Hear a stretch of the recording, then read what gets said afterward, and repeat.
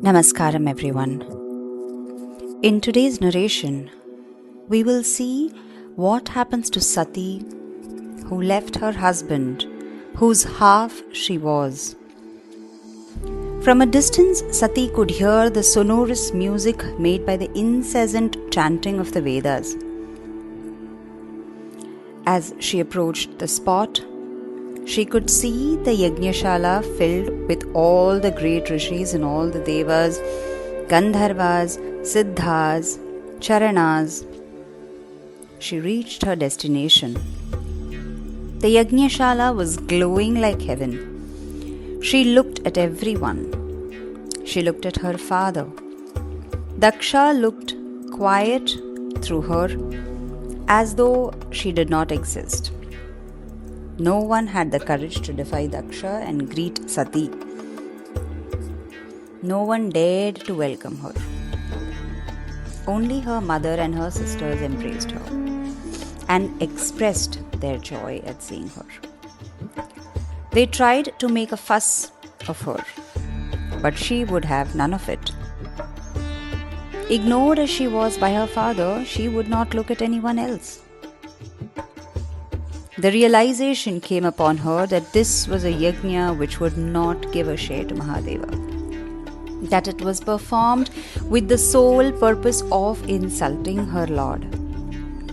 Mahadeva had told her so clearly the course that the events would take,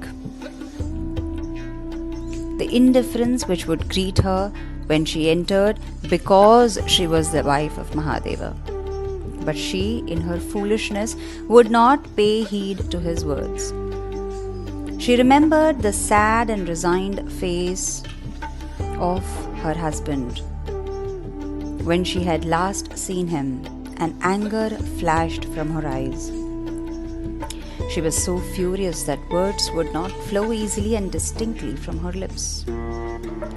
Her lips were throbbing with anger and her eyes were red. Her entire frame seemed to be like a flame without smoke. Sati looked at her father and said, "What a foolish person you are. You call yourself the enemy of the Lord, of one who has no equal in the universe. Only a fool like you will do such a thing." People can be classified into different categories. The first is the lowest type. He is called an asadhu. He will see only the faults in another man. He will have no eyes for the good in him. The second is the mediocre type. This man sees the good as well as the bad in the other. There is again a third type. They are those who can find the difference between the good and bad qualities, but who will treat them in a sensible manner.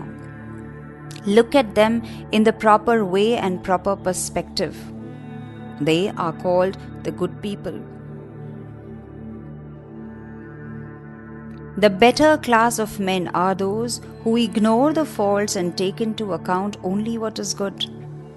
But the really great souls are those who will not even look at the faults, who will not admit that there are faults. They will try to enhance even the smallest of the good quality in the other man and applaud him for it.